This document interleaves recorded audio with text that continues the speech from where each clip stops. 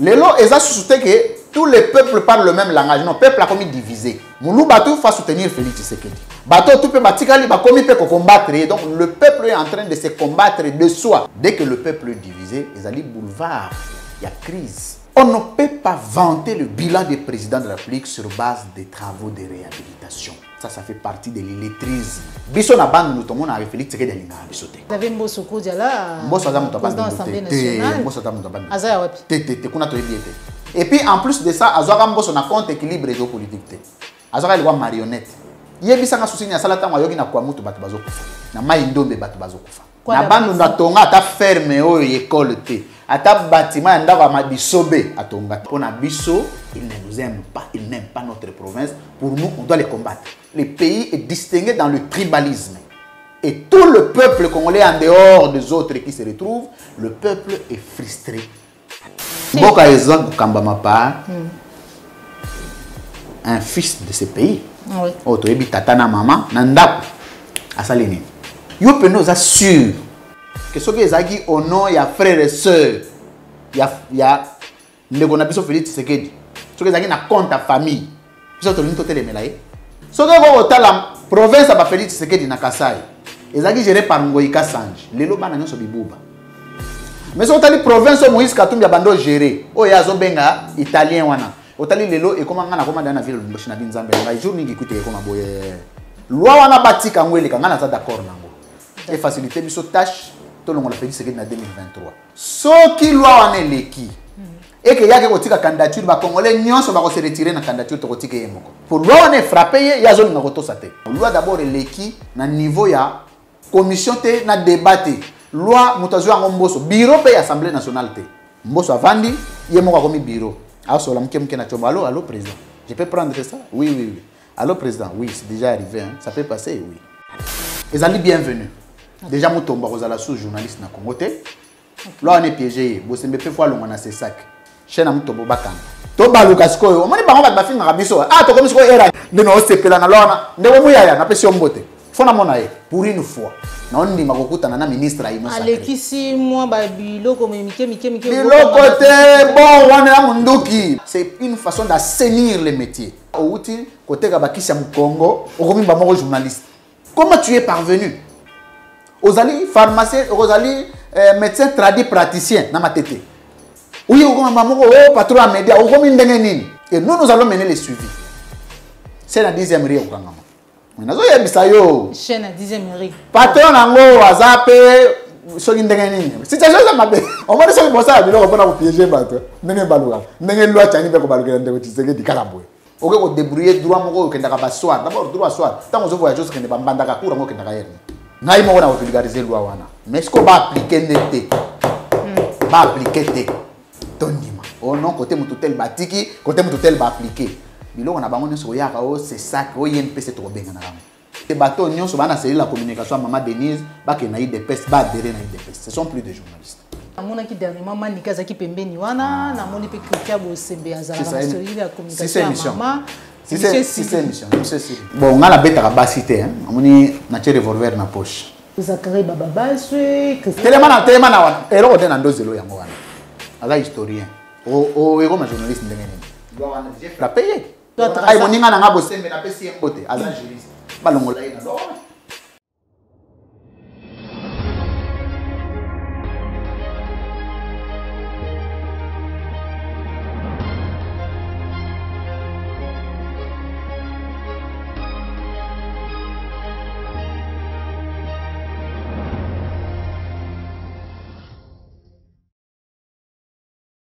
Et si vous avez été bozali ebele bandeko balandi ya plus fière télévision la chambre de vérité mbote na bino ipaynyons izwami bino merci na confiance bozali ko renouveler chaque jour na kati la chambre de vérité mais voilà mukolo mwalelo maman Joël Kombe tozali ne sengo ya koyamba pona bino mwana mboka Louis France Kozekisa azali mopandi sango azali na bakazaki ebele lolenge bino moko boyebi melelo elongona ye tukosolo matali mboka na biso République démocratique du Congo loi ordonnance loi sur Maïmatali Moussala Yabapanzi Sangona Kati Mboka na biso République démocratique du Congo to kozwa analyse to prendre vue na ye to kosola Matali situation sécuritaire ya Mboka na biso République démocratique du Congo. Est-ce qu'au jour d'aujourd'hui to koki ko ba ete Mboka na biso ezali na etumba?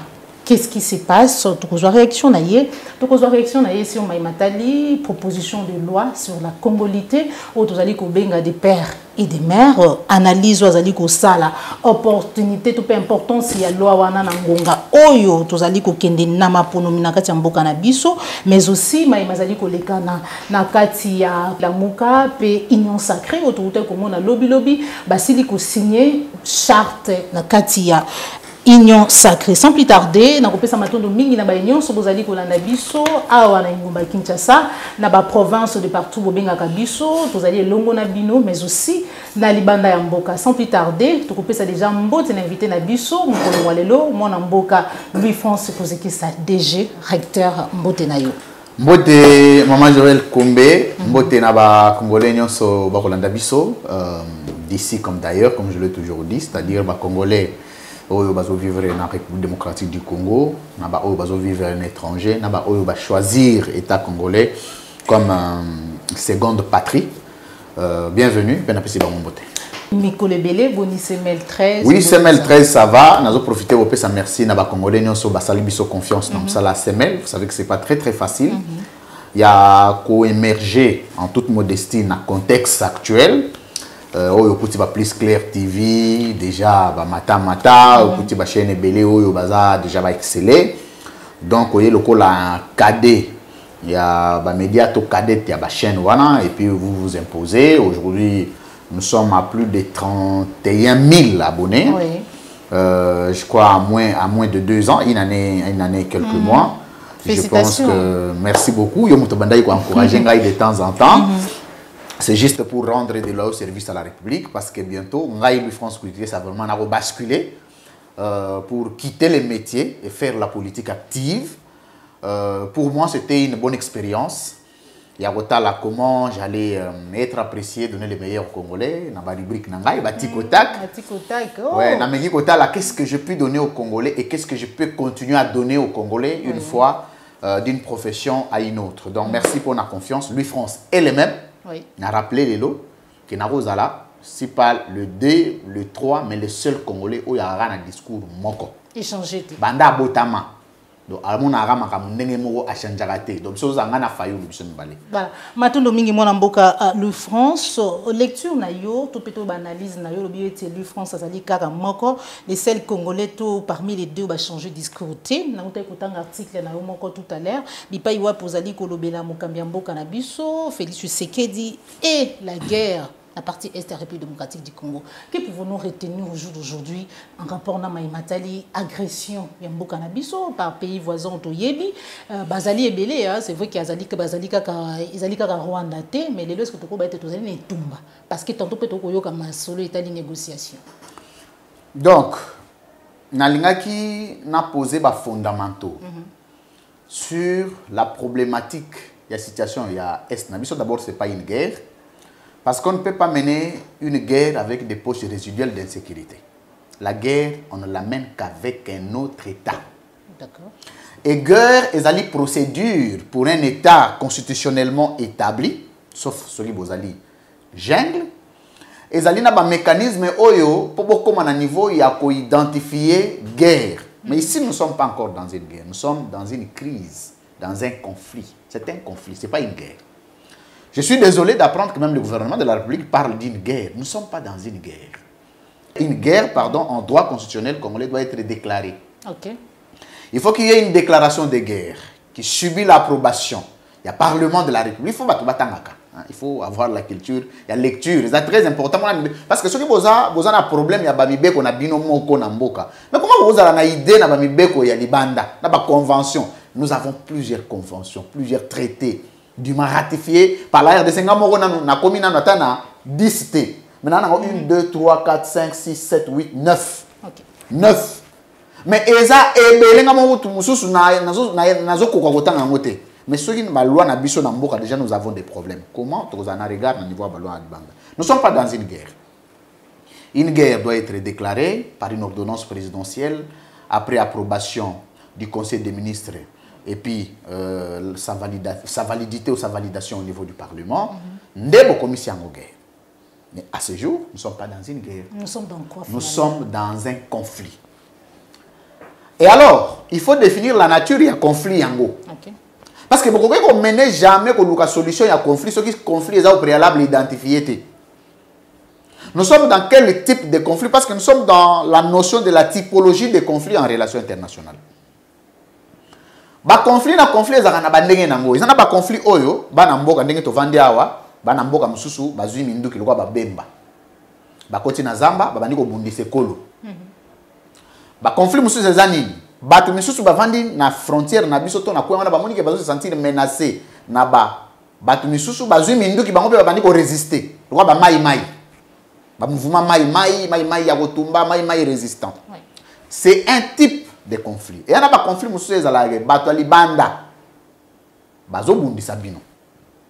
Ba conflit mususu ça dit que ba conflit ezana ba nini ebele ya comme ça en français ba bengango les conflits intra-étatiques, les conflits interétatiques, les conflits intra-étatiques avec implication étrangère. Dans la situation biso tozanango. C'est-à-dire tozali na conflit déjà au niveau interne mais muto libanda profiter nango. Des contextes nabiso. Des contextes nabiso. Intra-étatique avec implication étrangère ou extérieure. C'est-à-dire biso moko toza déjà na ba conflit na est. Ezana ba congolais belé bazwa minduki ba bundaka pona ba carré minier. Mundele muto libanda rwandais a profité kana conflit wana yepe a koti na mbutu wana. C'est ça. Alors, j'ai mené une étude. Yagoyeba quelle est la solution? Lelo nazo lingana solo la pena na ba congolais à cœur ouvert. OK. Solution ezali ni pona kosilisa guerre na conflit na est. Et ça a deux éléments. On a identifié dans l'article ça fait partie de l'article scientifique nangai oyo ezali na kati travail doctoral nanga. D'accord. Le premier problème pour Mboka est vaincre soit guerre, soit conflit armé et l'autre liboso ezalaka la définition de la politique sécuritaire nationale. Il faut qu'il y ait une politique nationale. Politique nationale wana ezali na capacité na kati nango. Il y a ce qu'on appelle les stratégies de guerre. Il y a ce qu'on appelle les tactiques de guerre. Il y a ce qu'on appelle le mécanisme d'opérationnalisation de la guerre. Ezali défini na kati ya politique. Ezali défini na armée.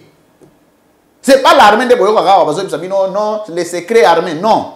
L'armée vient appliquer la politique définie par le gouvernement de la République.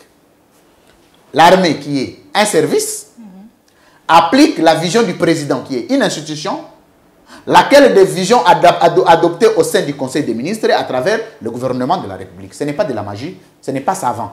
C'est clair, c'est simple. OK. Ce qu'on dit comme on a un secret défense, c'est faux, c'est du mensonge.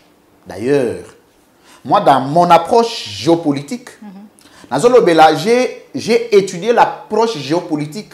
Il y a Russie, donc l'approche géopolitique russe. Elle est fondée sur le réalisme. C'est la meilleure approche internationale, la meilleure approche géopolitique internationale au monde qui puisse exister. Mais dans cette approche, il arrive à Poutine d'annoncer ce qui sera fait demain. Donc Poutine a dit que l'armée n'a pas comme place tel lobby, beta lobby, beta arme tel. Bolo molango. Wapi secret défense nakati. Je veux qu'on se comprenne. Oui. Mais awa soko lobby bongo au secret défense. Mais kuna Poutine azoloba. Les Américains annoncent: nous allons mener une opération en République démocratique du Congo à 12h30. Cette opération partira de tel site à tel site stratégique et prendra telle minute, telle durée. Annoncez Bino. Il y a infiltration. Hein? Non.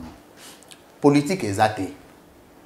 Toujours courageux à la tête de la République démocratique du Congo. Après ces biso d'impression et belé. Il nous a vanté du vent. Il nous a vendu le fixisme. Ils ont battu Peter Kazadiazui. Ils sont c'est des impressionnistes, mais au fond, ils ont été. Conséquence sur les politiques sécuritaires nationales, les alliés définités, vous ne pouvez pas vous attendre à une résolution d'une crise ou d'un conflit. Deuxième élément. Deuxième élément, ils allaient unité nationale et cohésion nationale d'un peuple.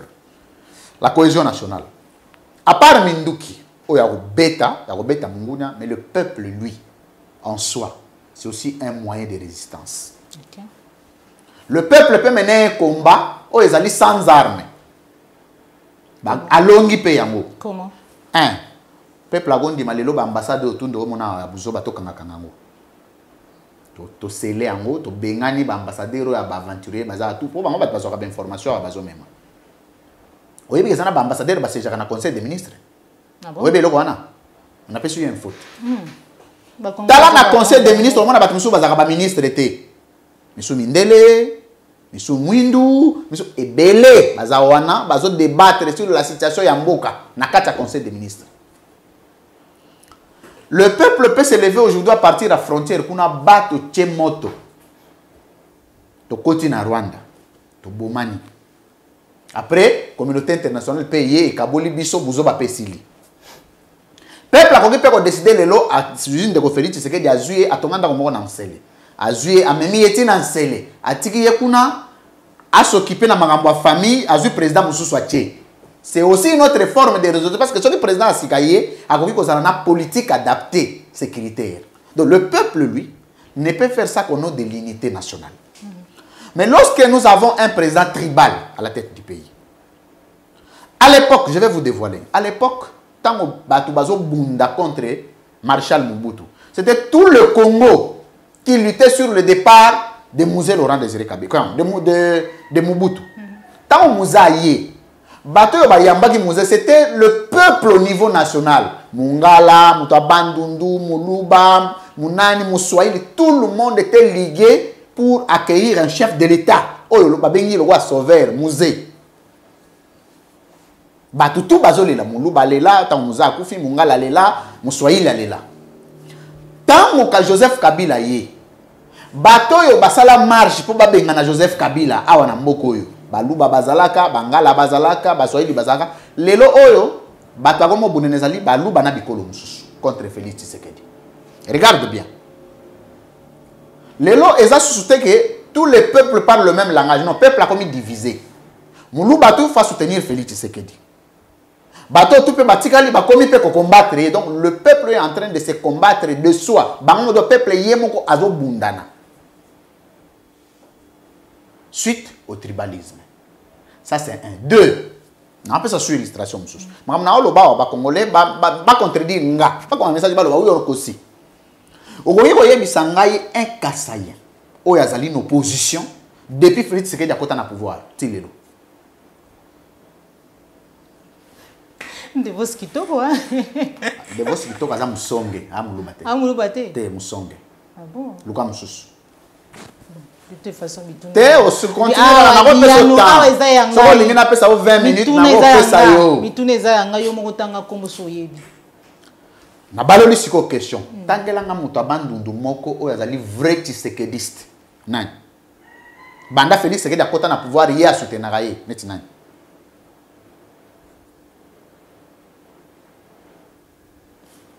Vous comprenez?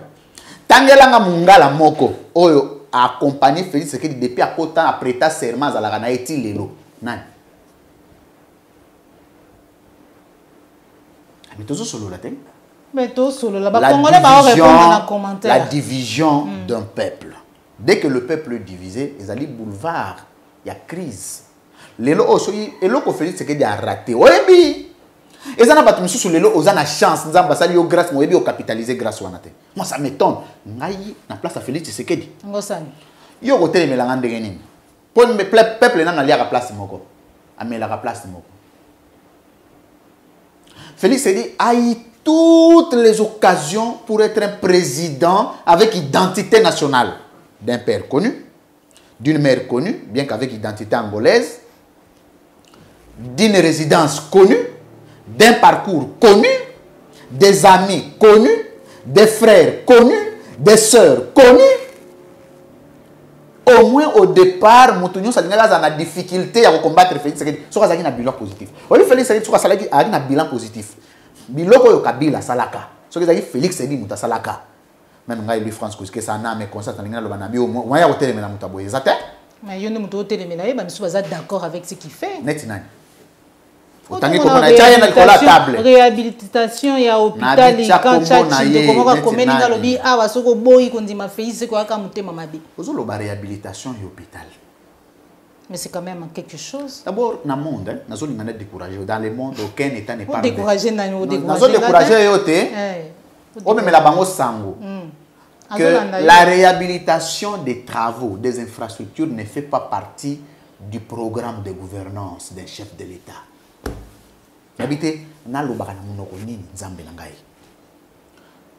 Aucun programme de gouvernance n'inscrit la rubrique sur de réhabilitation. Ça n'existe pas. La réhabilitation, c'est des actions sporadiques. Au là, la boye, au la mouki, au sali, on a un agenda. On a un exemple. Il y a le Rwandais de la Mata de Bouganaki. Félix, il y a un programme. Mais Basalini. Tant que Bougani Basalini. Catastrophe, il y a ni la gomme autant que Salemaki. Bachaga a un programme. Tant que Salamaki a Salagini.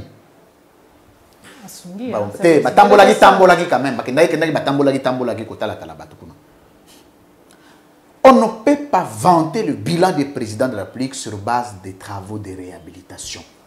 Ça fait partie de l'illettrisme. On parle de construction. Dans le sous-secteur de l'infrastructure, on parle de construction.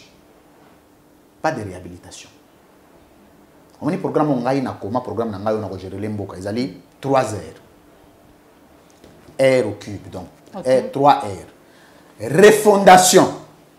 Dans la refondation, il y a la construction, il y a la reconstruction. Le vrai terme d'ailleurs, sur le plan de la gestion, c'est la reconstruction, ce n'est pas la réhabilitation. La reconstruction. Au bouki, au tongi, les sous. Ça se comprend. Mais pas la réhabilitation. La réhabilitation, c'est une peinture. Donc un chef de l'État qui facilite le vol de millions d'argent va se vanter sur un goudron ou un seau de peinture qui le peint sur un bâtiment, sur un hôpital, sur une école. Vous appelez ça bilan? Mais ça ne va pas dans la tête ou quoi? Deux choses, Félix Tshisekedi au départ, Amanda Naye, cohésion nationale, unité nationale. Il s'est toujours battu pour ça? Il ne s'est pas battu. Il ne s'est pas battu. On a pris un exemple. Comment on a fait? Oui. Dans la Cour constitutionnelle, président de la Cour constitutionnelle, comme on a dit Kamuleta, Kassayen. Compétence. Hein? Donc, compétence, c'est à Kassay. Ok, c'est bon, Azan a raison. Azan a raison. Kalouba Longwe, Kamuleta Koti. Donc, compétence, mais attends, comment on peut construire une cohésion nationale? Il y a un principe constitutionnel qu'on appelle le principe de l'équilibre géopolitique. C'est une exigence. Le tribalisme, il faut redéfinir le concept. Tout ça court. Au moment où il y a un tribalisme, il y a privilégier catégorie ya batu ya ekolo moko na yo au détriment ya ekolo mususu. Mais ko tonganda ko na mboka na yo ezali tribalisme te. On est d'accord? Oui. Soki otongi magasin na yo, olingi ko tya bandeko na yo, bandundu, bambala, tchabango. Ça c'est privé. Mais pour ce qui est de l'État, la Constitution a posé les fondamentaux, le mécanisme de fonctionnalité qu'on appelle l'équilibre géopolitique. L'équilibre géopolitique, c'est, par définition simple, c'est la représentation nationale. Mongala fois à la gestion de l'État, au même degré, au même pourcentage que Moulouba, au même pourcentage que Moutabandundu, au même pourcentage que Mouyombe, au même pourcentage que Mouswahili. On est d'accord? C'est comme ça que quand on veut composer un gouvernement, Le gouvernement est composé sur base de deux principes majeurs constitutionnels. Un, la parité, l'équilibre entre hommes et femmes, au nom des conventions, au nom de bases juridiques dûment ratifiées par la RDC. On est d'accord à ce point. Basina mibali photo bundana tozala n'équité, tozala n'engemoroneti ngai. Tant on a comme président de la République, premier ministre tozala moi moisi. Ah bon? Oui. Okay. Tant on ngai na kolongwa na pouvoir, na parti na ngai muto ya roya na sima na ngo ya na représenter comme candidate président de la République tozala moi na moisi. Mais ekolo na ngate. Félicitations pour ça. Mais azala nde ekolo na ngate. OK. Na ko peso d'exemple, na salle école de communicateurs. Banda na école de communicateurs, à école de communicateurs, secrétaire général Abandou Dazala Nate.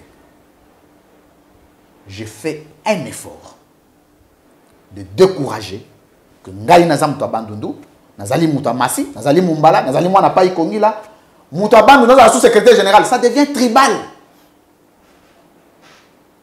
Donc on a comme le roi chef coutumier, le roi Mozito. Oh. Oui. C'est un chef coutumier. Chef coutumier dans la politique, c'est quoi?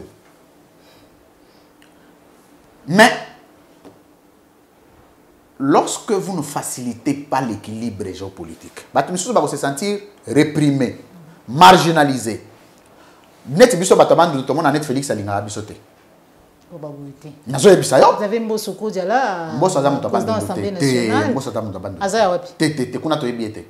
Azaya wapi. To yebiete kuna. Mais c'est quoi Azaya wapi? Batabando do bayebani. Et puis en plus de ça, Azora Mbosso na compte équilibre géopolitique. Azora il marionnette. Omani Nintendo. Omani bato ba facilement. Na lo batabandundu, oyebi batabandundu a charisme oyebi bango. Na otangelo ba kombote. Oyebi bango. Biso na bandu tout le monde a Félix Tshisekedi linga bisoté. Oui. Nazolo bango. Nazolo bayango. Pona biso tango to vandaka. Ata ba oyo bazana ba institution na tukuta na ba vie. To solo laka. Non, tambo vandaka ba. To vandaka to lobi mutu wana lingi bisoté. Alingi bisoté. Pe arosala na biso elote. Ozoma na niveau to komi. Pourtant c'est pas bon. C'est notre président na bandu ba voter pe Félix Tshisekedi. Il y a beaucoup de gens qui l'ont voté. Parti na yezali implanté na Bandundu. Peuple oyo azana Bandundu ezali peuple na ye. Yebisa nga souci na salata ngo yoki na kwa mutu batu bazokufa. Na mai ndombe batu bazokufa. C'est quoi sa réaction? Banda comme président na Bandundu comme na te. Zela na nona ideo. Na pena ideo. Banda comme président na Bandundu ni atana te. Mande sili. Deuxième mandat, tout expliquer. Bon, on a tous un deuxième dans le comité. Mais tous on a premier à comment on abandonné. Pourquoi abandonné à Tonga à ta ferme ou école té, à ta bâtiment à ndaka mabisobe à Tonga té. D'après ban abandonné c'est. Pour Nabiso, ils ne nous aiment pas, ils n'aiment pas notre province. Pour nous, on doit les combattre. Oui, j'assume. Banga pe baye. Kuna epona bango atonga pe le côté akoma pété akoma ka pona conseil des ministres conseil des gouverneurs sur une conférence de gouverneurs il n'a rien fait là-bas banga la pe balobi non ce type ne nous aime pas alinga kabisoté asali combien de tours na Kasai na bien asali combien de tours na Kasai osoi 5e ata équilibre géopolitique ango sala ngata de façon ata na hypocrisie. Comment si quoi mutu abandu ndo komona ke président na biso alingaka biso ba propos eza tenu par bato ba ekolo na ye awosala bango elote so mutu abandu ndo tenir ba même propos bakangi déjà wana biso omoninga na grand leader na bandu ndo sa aventure te ba yoka nga ko sala blague te chakimia quand même te nazo ebisa ko omoninga lelo ngai na mobiliser na ekuti koleka muzito nazo ebisa yo au monde a babili ezali ba image za nga so na kiti na ikuti ba banayaka bat basali ba fiction basali étouffement donc ba plein moko ya l'arte donc spontanément on a quitté l'aéroport boy tout so ba yoki na okite il faut yoka kuna po ba yebi ke on leader na biso constant donc niveau constant ça modèle on a yo na mona ngote tozonga Congo central asalini et l'autre. a inauguré logo te kuna Tata Simon Kimbangu lelo élevé na a inauguré Kimbangu bata Congo central bakolia Kimbangu bakomela Kimbangu bakotanga Kimbangu c'est ça combat ya nini peuple akolia combat ça c'est pour des raisons populistes ça n'a rien à voir avec la vie d'un peuple on me vie à un peuple et ça kolia komela kolala kotanga vie à peuple. D'accord. Bon, tant que on la siko ke na katanga. Kuna pena na kolobate. Ali gape bangote. Ya linga banani. C'est comme ça que nous en tant que peuple, nous nous sentons marginalisés, méprisés, réprimés, rejetés. Et puis mépris wana et comme si on a des conséquences sur la situation en principe nous autres photos aller longo. La question de sécurité, c'est là où je voulais aboutir. Tango guerre za na mboka opposants zate muta majorité azate muluba zate muswahili azate mungala zate mutabandundu azate biso tout tokoki ko kenenga na ko sala cahier de charge lelo na sali ba note technique na ko déposer le président de la République. Monsieur le président, je pense qu'au stade où nous sommes, moi je suis un chercheur en géopolitique, voici ce que nous pouvons faire pour pallier à cette situation. C'est au-delà des divergences politiques. Donc, on a la note technique, on a même la présidente. Et on a combien de minutes? Non, on a ça déjà. Non, ça a pour on a on a place division, ce qu'on a même à Fayou loupé à la note technique. Monsieur le Président, c'est au-delà des divergences politiques. Il s'agit de la vie des Congolais. Monsieur le Président de la République, nous allons mettre de côté nos divergences. Voici ce que moi je pense, voici ce que moi je pense. Azuya Fayulu Ndambu, Azuya Louis France Ndambu, Azuya Devos Ndambu, Azuya Mayengele Ndambu, Azuya Tel Ndambu, Azuya Bemba Ndambu, Azuya Mbusa Nyamwisi Ndambu, Azuya Kamere Ndambu. Tout compte fait, a comme une idée générale. A comme il peut appliquer et simbi.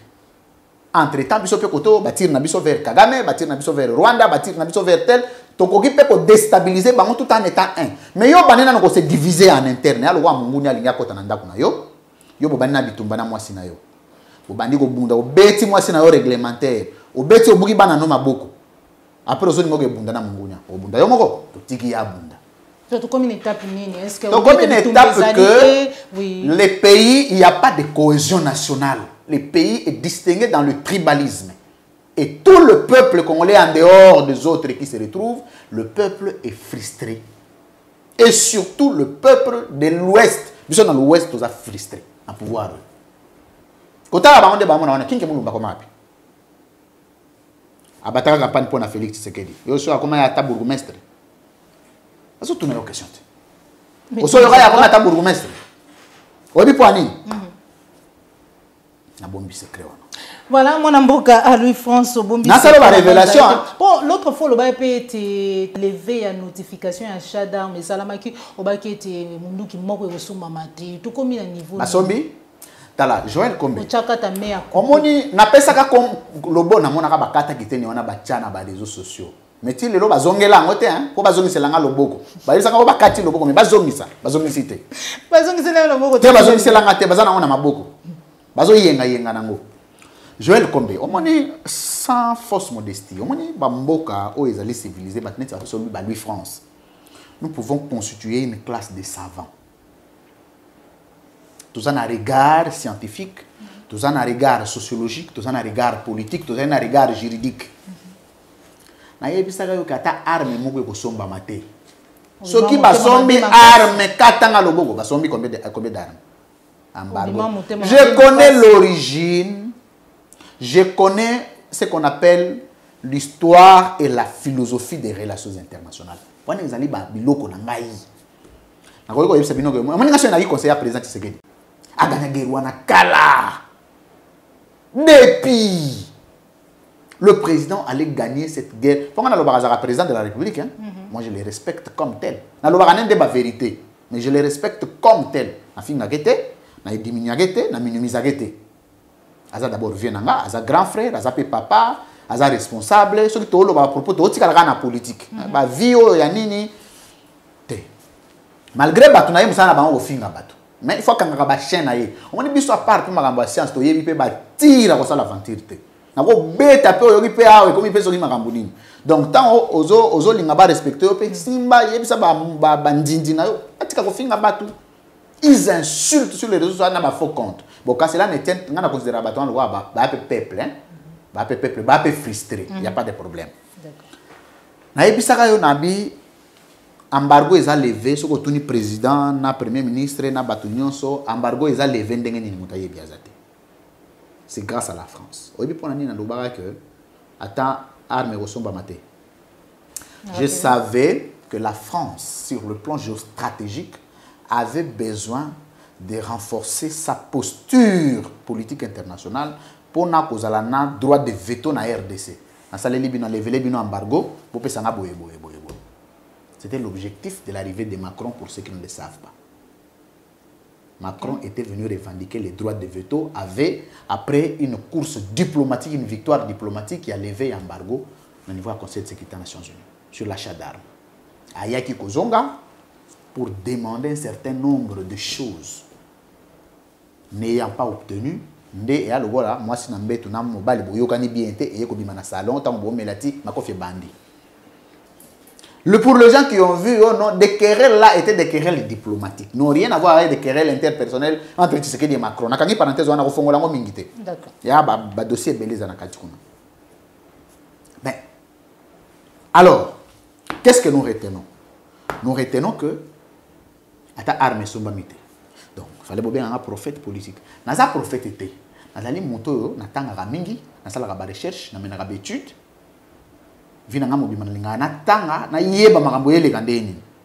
Mais ça, personne ne l'a cru quand je l'ai dit.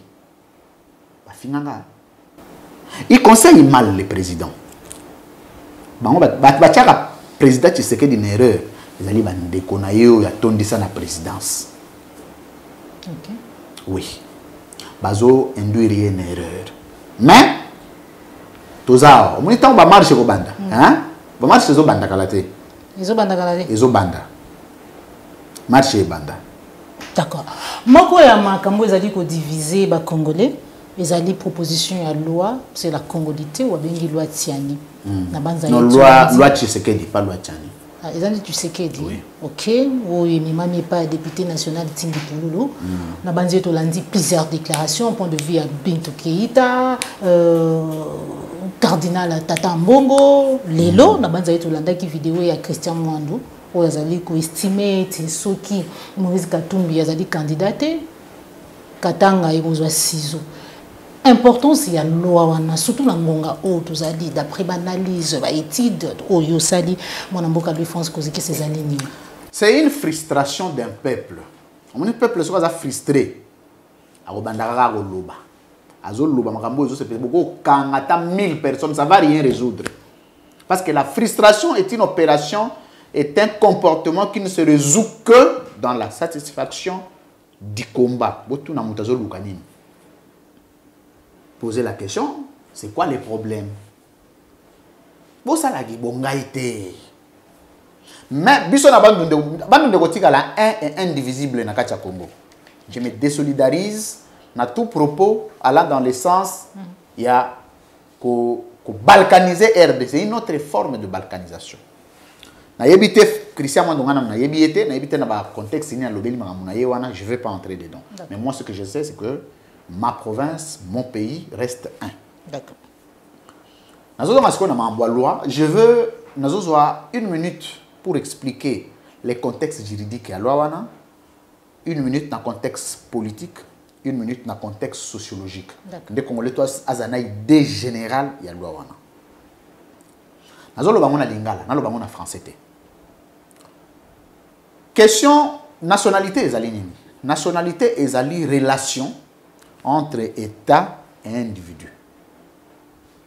On sous-tend qu'un individu ne soit quand même dans un État, sur un sol. Parce que l'autre État, parmi ces éléments constitutifs, c'est le sol. Donc on sous-tend que tout individu n'a pas patate. Même un avion, ils en ont une partie du territoire. Le droit est venu réglementer attribution. Il y a une nationalité où ils sont obligatoires. Parce que Oh, tobengi apatridi. Apatridi ezali nini? Apatridi ezali muto azali sans nationalité. Le nationalité ezali na niveau il y a droit international ezali lokola droit de l'homme. Ezali parmi ba droit de l'homme. Donc ya ndo pesi mutu mai, ndo pesi mutu fufu, ndo accorder mutu liberté, ndengo accorder mutu boye, ezali pesi qui ne tu accorder mutu nationalité. Ça fait partie des droits. Maintenant, dans le droit positif congolais, bah meki ko régler yango pona kotala quand est-ce qu'il faut à la congolais, quand est-ce qu'il faut à la congolais. Déjà, bah se mettre d'accord sur le fait que muto no sa botamina sol congolais aza congolais. Oui, mais pour s'acquitter de l'obligation de la patridie. Comme la patridie est interdite au niveau international, et que biso tozali ratificateur il y a ba convention wana tokoki ko tomber na exclusion ya nationalité ya mutute to boya ye obotami na sol congolais okoki kozala congolais. Quand est-ce qu'on kozala na sol congolais okoki ko botama na sol congolais tango nationalité nyonso ezali consentement pona ba majeur ezali vouloir ya parents pona ba mineur mais ezali volonté ya état ce qui papa na yo ba yebanité. Je sais pas si on se comprend. Ce que logoti mwana minito na balabala aza mwana mungu boya za libanais boge bwake wapi. Boyebi tata nete boyebi mama nete ebisa ngasiko na cadre wana boge bwaka mwana wana wapi. Ça je parle d'abord du droit, hein. Bologoti mwana moko ya nini ya indien, to mwana moko ya américain. Ndete otambola na balabala to lokoti to koke bwaka ye wapi to koboma ye te akomi congolais to getika ye na orphelinat moko so inga na lingi kozwa na ngai pona linga na bana mindele so na lingi kozwa ye te so ki pe yo lingi kozwa ye te na bika yo po linga bana mindele to ke kotika ye na orphelinat mais tout en étant congolais. Oye kozala congolais so ki ba parents na yo baza ba congolais tout naturellement kolanga ina yo. Oye kozala congolais soki moko ya ba parents na yo azali congolais. Soit papa, soit maman. Okoki kozala congolais soki yo moko za américain ondimi na yo ko choisir état congolais comme seconde patrie. Ezana ba congolais belé ba changer ba nationalité ba kenda ko vivre en étranger, ba koma ba américain, ba français, ba ivoirien, ba sénégalais, ba américain, ba indien, ba libanais, mais congolais. Le monde est aujourd'hui au sein d'une organisation internationale. Le monde est comme un. Restriction à la liberté, il y a que vivre place non solingi ezali interdite. Mutunyo sa koyo ndimanaye ko vivre kende ko tala na Angola le combien de Congolais ont changé de nationalité. Ngana na bande ko ngai moko oyo banda bakenda. Akenda na Angola, vie moko boy cousin moko boy bagade bien, akenda peut-être na âge à 20 ans. Lelo asala taba 30 ans, 40 ans comment est angolais. Tu vois? Sikoyo. Wana ezali ndenge mibeko esali ke mutu azala congolais. Tant bolingo bosa la loi, faut loi wana et s'adapter na contexte mibeko oyo ezali déjà promulgué. Tout cas sur le plan politique. Sur le plan politique, lelo Félix Tshisekedi na Moïse Katumbi nani asala biloko bien na Congo. Félix Tshisekedi asala nini na Congo. To longa nano era za président po ba lobo azoka mbongo à l'état acha goudron na école moko boyawa o peinture na église moko boy. Avant comme président asala nini. Azani ndakwa wa d'abord ana ndako te ndako place ndova na 10e million na ndako famille. Peut-être que tu as bien. Comment vendre vendre boy qui mène des na est-ce qu'on a dimension politique solo là oui c'est tout solo là tu os vendre calme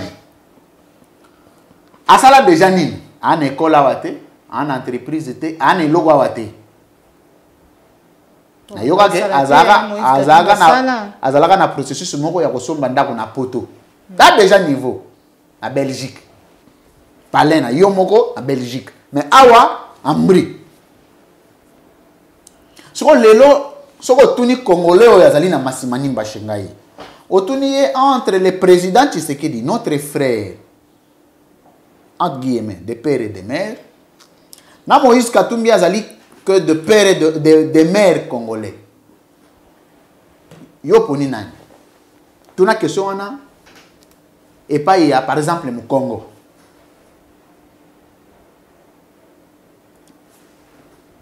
Yango omoni même na Bible balobi omoni nga nazoke na dimension moko spirituelle. Tango ba Jésus avani na ndako ko batanga la Bible. Bandeko na ye, mama na ye na tata na ye, baye mama na ye na tata na bandeko ne baye kotala ye. Baye kotala Jésus. Muta koti na ndaka yebisi Jésus, bandeko na yo bazoluka yo, libanda. Tuni ba bandeko na nga banani.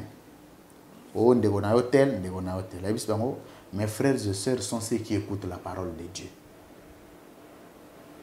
Bandeko na nga ezaba o na botami na bango te. Papa moko mama moko to na makira bandeko na nga ezaba oyo bayo batosaka iloba na Nzambe. Je vais contextualiser ça ici au Congo. Na vie courante. Entre ndeko na yo ya cheli au poison, obotama ni mama moko papa moko cheli au poison. Na cousin to ndeko moko ya quartier asali befort poyo otanga classe. Ndeko na yo ezanani. Maman na mutuna, Joël Gona go répondre na commentaire kuna. Ton propre frère à toi, ta tante a tenté t'empoisonner, te tuer. Nandeko mutu mususu ya balabala, ton cousin. Mwana mboka lui France baboyi ba tu ya lolenge wana te. Mboka ezan kamba mapa.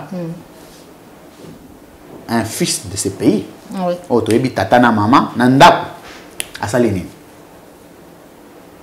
Wanya soponi yo ndimagati. Eza makamba ko ndimate to ke na ba principe te asali nini? Yo peno za sûr que ce que ezaki au nom ya frères et sœurs ya ndeko na biso Félix Tshisekedi. Ce que ezaki na compte à famille. Biso to linto telemela ye.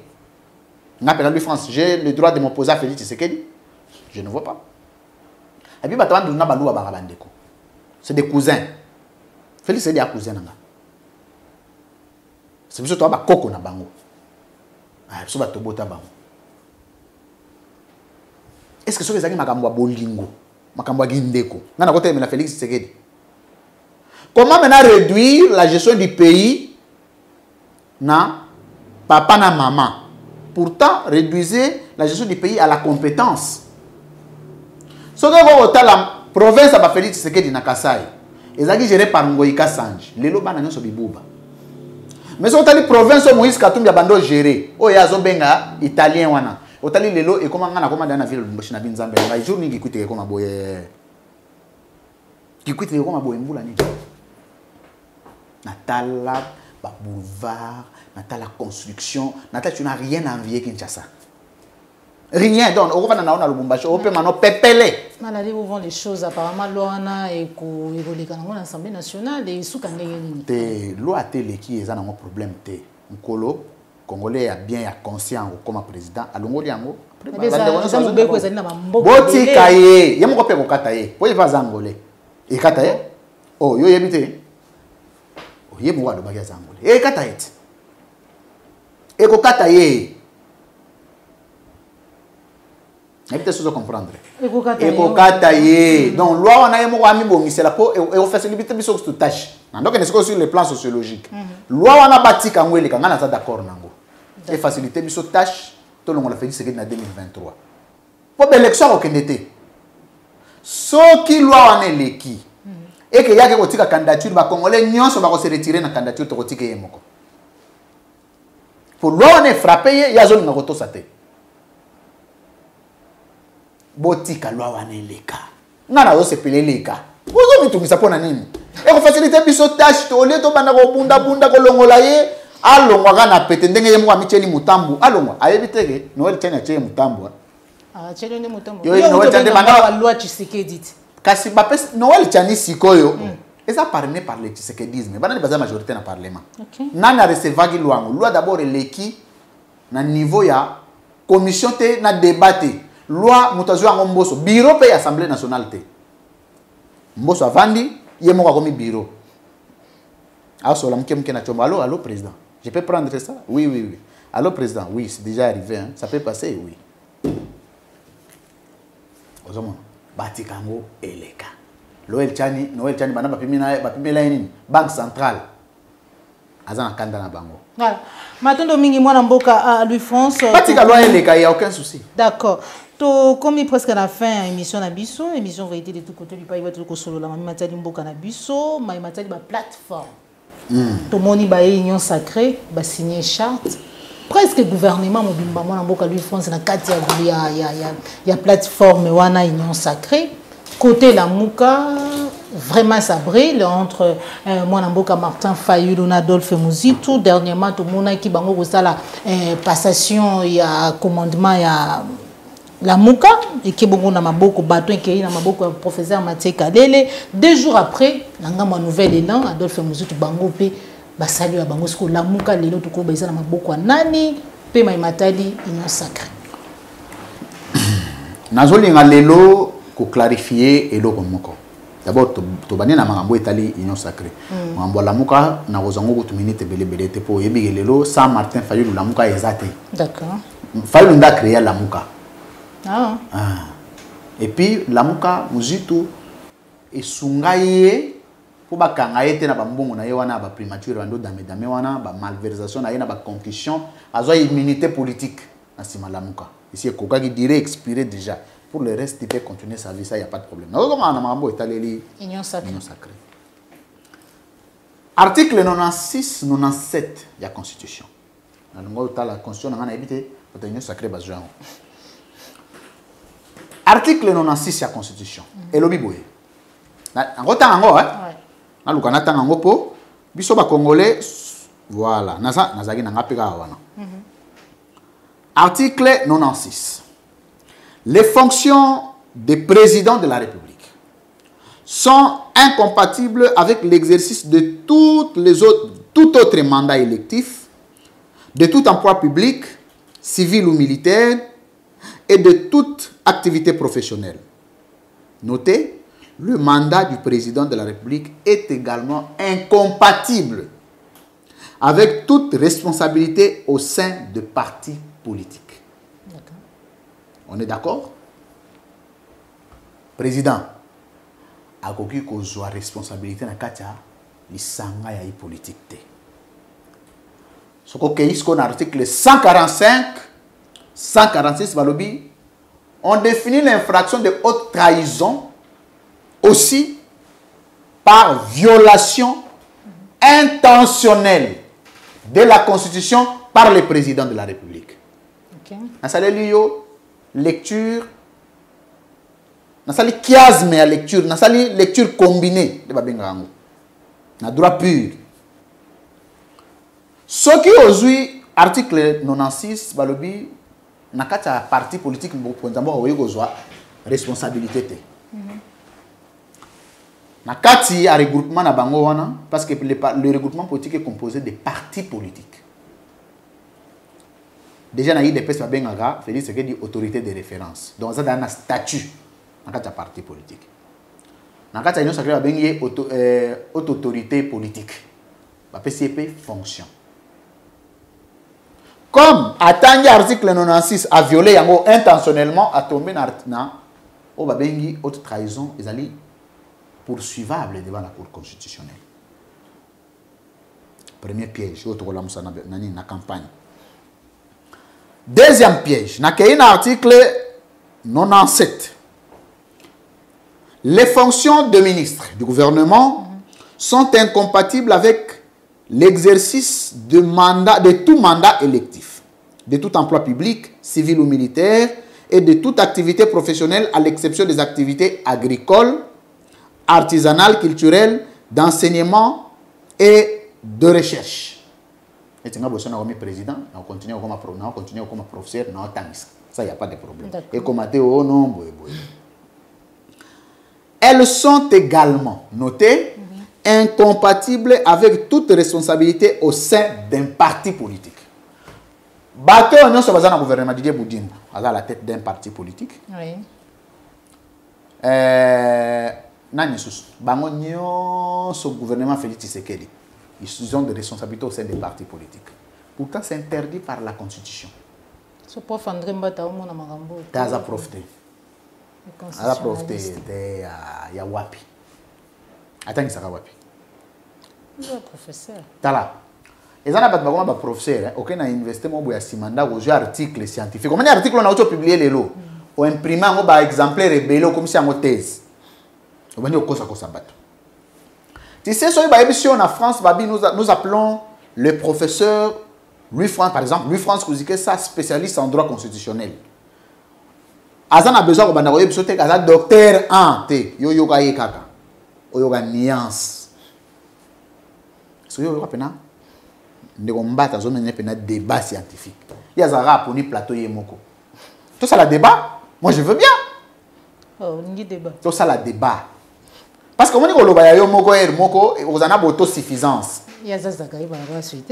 Et ça m'a camoté pour tu as on de quoi ngani zakari, ça vient ngai zakari mbote, na pisi mbote. Na lo bien, tala. Joël Kombe. Obi le savoir ne ment jamais. Savoir les hasard te. O mona net o boro wana na beta yango par hasard. C'est que si là, hein? Obi na renforcer combien de plans, banda wana tilelo. Tala. Na yewa ka kende na betin de bozakle boy banguna ba hôtel mebele ba ko lukela na débat na renforcer matière ya niveau moko sala aventure te soko yena lo yenge ozate okufi ozo comprendre oui pona yeba ke batake kozala c'est que to meka yango mona vandisa siko moni na koma banga vanda na bima kapima te na bi ba ko moli ya ba lo ba ko isa Nami ba congolais ba koluka ndeni ba beto plan moko boye ko isa nzoka ndenga pe grand biaka et puis na kenda na ba ndondo tout le temps ah ko sani kuna kuna ezali omoni mboka na yo oni biso to abana nzambe to simba ba kisite na pe na frère à la borne so ye dimanche okutanga na sambela na ndote na ba bus ngona se le témoignage na ngai oyeba OK na ndote na ba bus na bopito na ndo imposer bat maboko ba obika bon lorsqu'on a comment on a bloqué ba insécurité ou bien biso ba beti yo ou bien biso ko vina 10e rue oh moi toi na ko sana ngango na ko teya omoni mboka na yo j'ai remarqué une chose quand tu arrives là où tu es né na mboka na yo place au botama ato botama te mais ton village natal mon colonel sosoko koti au lali au kenamai au sukoli au yerobima au zonga na Kinshasa au zaka moto ya na mokote tu as changé OK ça c'est un secret nazo yebisa yo c'est le meilleur secret ngafu na ba nouvelle na beta tour yo na kata combien fois avion et là yo bomo siko ya man OK et puis kuna na bino ibana bino piste za kate seule province yo na bosa na yekuto ko za province par exemple seule province yo ata 1 mètre à macadam ezate do bana bayebi macadam te na Sankuru kuna bayebi macadam te mais na kati ya République démocratique du Congo bon Dieu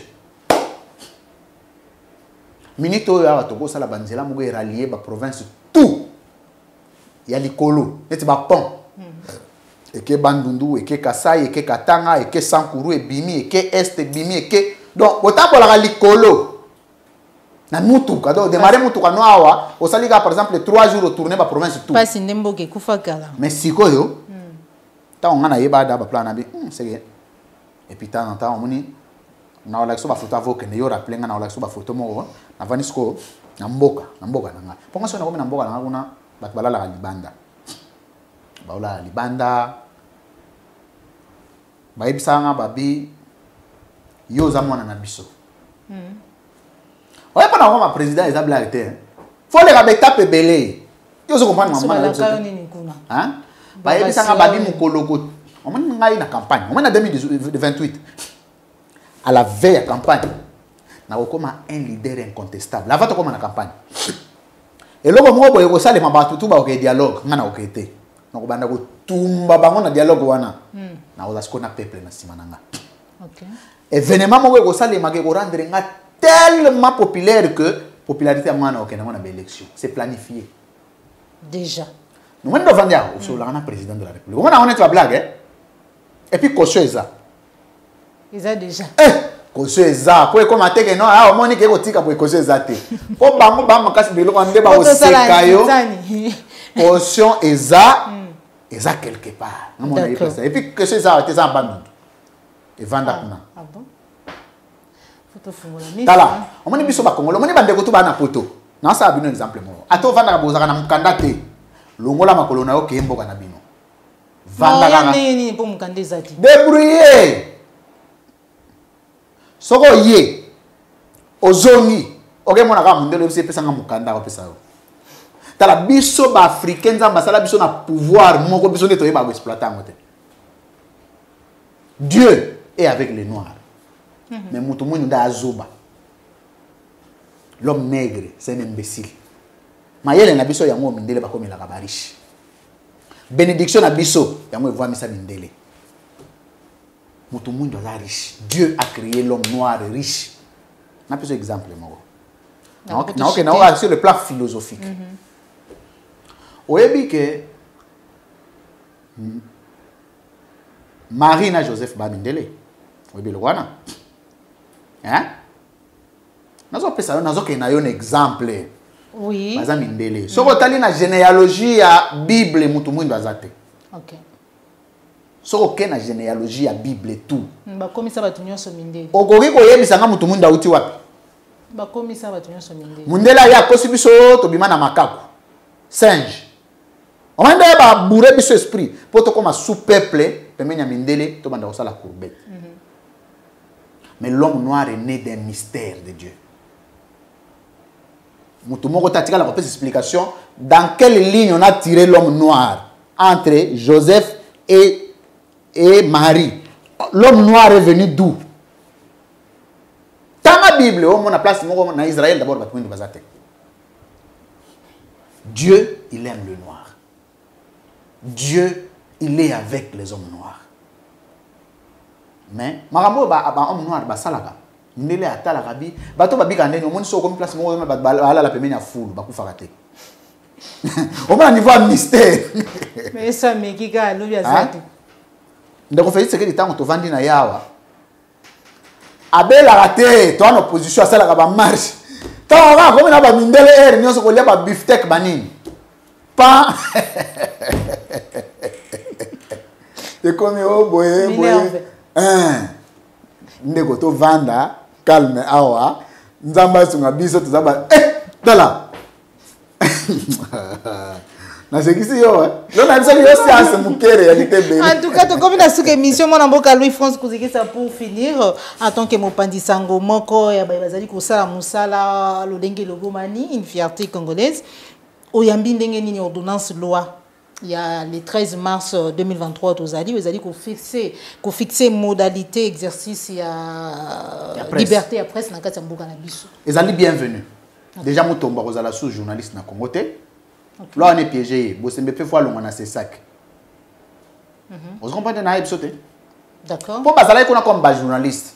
Parce que la loi agit aussi dans le principe de la rétroactivité. La loi peut rétroagir. Il ne peut plus prester comme journaliste au regard de la loi. Il faut la licencier. Parmi les cursus, il y a licencié en journalisme et politique extérieure. En dehors, il y a des classes. J'ai déjà le soubassement. Il faut avoir presté dans une rédaction plus de 3 ans. Dans la rédaction. Dans la CCTV. Dans la rédaction pendant près de 5 ans. Journaliste, pendant un reportage. Dans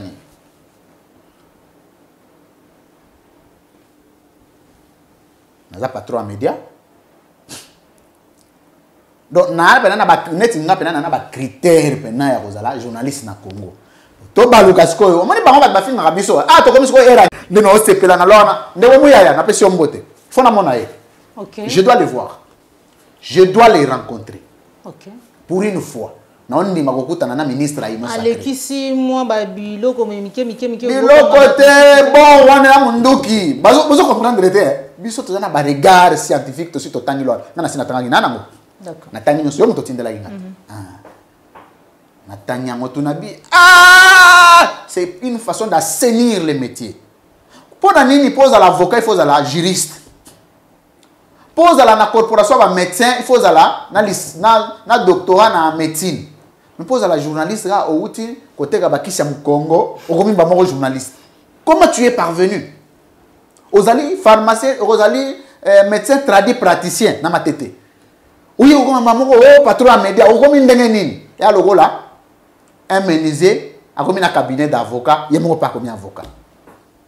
C'est dans ces problèmes que nous étions. Sikoyo awa ndeko muyaya une chose est d'accepter que bat bazana licence ba ya pena ba licence ngo ba certifier yango. Pour kuna ba problème à diplôme eza makasi. So on est que cyber bini boye koto ça pour que na diplôme bo. Ba na diplôme wana ba komela université certifiée licence wana. Et nous allons mener le suivi. C'est la 10e rue au Kangama. Nazo yebisa yo chaîne à 10e rue. Patron nango azape soki ndenge nini. Situation ça mabe. On va dire que ça biloko pona ko piéger bato. Ndenge baluka. Ndenge loi tani be ko baluka ndeko tiseke di karaboy. On comprend? Aux yeux des sous. Nani sous akolongwa na métier. Déjà ndeko mutombo bo pesa ye anapipe bolongola ye. Il ne peut plus être notre collègue. Comment les gens ont passé 600 chaînes à télévision, mais 255 émissions politiques. Na chaîne tokoya, na chaîne tokokoma. To banana na ba journaliste nan. Oke kokoma patron média ndenge nini. Donc au même titre que Louis France. Au-delà so lo kangambanga na yo ozolobo boyo ke la kanga zuwa. Par rapport à vitesse. Vitesse nini? Ah, kombe. Vitesse nini to yebani to ozobani liboso à Louis France te yebisa na vitesse nini. Nous étions en train de revendiquer, nous avons un droit de veto. Comment il y a des gens qui ont passé 5 ans à l'université pour apprendre ces métiers, tu arrives avec autant d'arrogance ostentatoire qui marque des autobus, au lieu de te taire, de te faire petit, tu as un langage déplacé dans les scientifiques na yo. Ok, on débrouiller droit moko kendaka ba soir. D'abord droit soir. Tant on voyage que ne ba mbandaka cours moko kendaka hier. Biso to vanda er moko boy bureau ya ka te tu as les séminaires tous les jours. Parce que yo zo que ne ba mbandaka ko sali 2 semaines ba cours moko kendaka hier ni.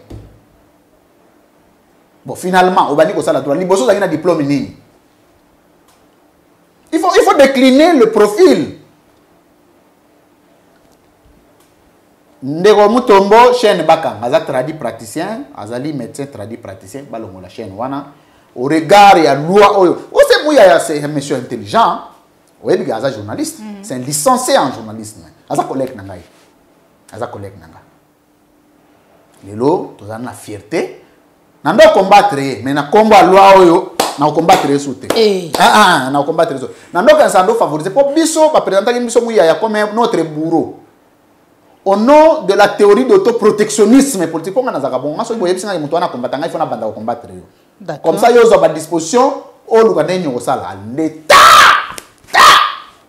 Tu as côté la boisson des bourreaux na bisote. Ayende pour protéger tant que tangi loi wana na obi non. Ces messieurs il faut l'encourager. Ndé ngai mo na vulgariser loi wana. Mais est-ce qu'on va appliquer ndé? Va appliquer té. Tondima. Oh non, côté moutoutel batiki, côté moutoutel ba appliqué. Bilo on a bango nso yaka o c'est ça que INPC to benga na rango. Poto ndima ke INPC na c'est ça qui existe, il faut loi wana ndeko mu ya ba appliquer ango. Ba appliquer ango à tout le monde. Faut quoi assainir métier. Ba assainir métier, bato nyonso bana assainir la communication à maman Denise, ba ke na IDPS, ba adhérer na IDPS. Ce sont plus des journalistes. Je suis clair. Pourquoi bato bazakuna ne sont pas des journalistes? Baza journalistes hein? Pas professionnel. C'est au regard à la loi. Nabi au regard à la loi. C'est la communication. Nabi bangote ya mutu yebi bangote. Il fallait autant commander la ligne na yebisa yo. Ngala bomba raté. Tanga kombo na ye. Kuno ndiye na mona ki dernièrement manika zaki pembeni wana na moni pe Christian Bosembe azala na story la communication ya mama. C'est émission. Habité sur Manique. Qui déjà n'a pas fait au monté. N'a habité na Goluka. On a tout non sur côté na la communication maman. N'a habité. Tika. Tika Manique. Ballon na caméra non. Te Manique c'est vraiment ma sœur hein. N'a pas fait comme bote pour la monie na c'est dena maman pembeni. Si qu'on a bien ba tu misusu. Ba journaliste maman Denis donc ngolo ba Manique. Te pour la monie c'est une communication c'est quoi ba journaliste. C'est ridicule. Bon, on a la bête à basité, hein. On a un revolver dans la poche. On a un bassi, on a un bassi, Zachary Bababaswe, Christian Boussabé. Voilà, tellement na et là on est dans deux zéro yango wana. Historien. On va dans c'est la déplacement. Le Zachary a historien. A historien. O ego ma journaliste ndengeni. J'ai frappé. Balongolé na cellule. Nani susu. Moto atra. Ay moninga na ngabo sembe na pesi mbote, aza juriste. Balongolé na lona. Et pourtant il y a mon quoi azo promouvoir en azo azali ko vraiment ko bete la Congo. Zachary aza historien. D'abord ba historien bazala ka soute. Ba historien ba spécialiste ya ba histoire kala. Mon ba tanga ba histoire ni melelo ba comment on ça là. Ba histoire avec une spécialité. Mais il y a un historien simple. Alors, défenseur judiciaire, je crois que c'est le droit. Il y a une spécialité. Maintenant, Domingue, il y a une félicitations pour la loi. On a vulgarisé la loi. Ah bon? Je vais vulgariser ça. Félicitations pour ça. Alors, merci beaucoup, mon amboka Louis-France. On a pu savoir son nom au soir, mon modèle. On a CPL, abonné à Appliquer Télévision. Ça, c'est va appeler Bimé Bélé. Merci beaucoup pour nous savoir son nom au soir. Merci na baïnion so besoin qui libaku ya kolanda biso mukolo modèle. Tozala ki nesengo ya kuyamba pona bino moko ya bapandi sango. DG Louis-France Kozekesa, recteur école des communicateurs et de Monaye de tozwa ki libaku ya kosolwa matali mboka na biso République démocratique du Congo tokutani bongo mbala sima soki nkolo abateli biso osepelaki na émission laïque ezali mbala yango na biso kobosana te ko s'abonner na kati ya Appliquer Télévision la chaîne de vérité. Au revoir.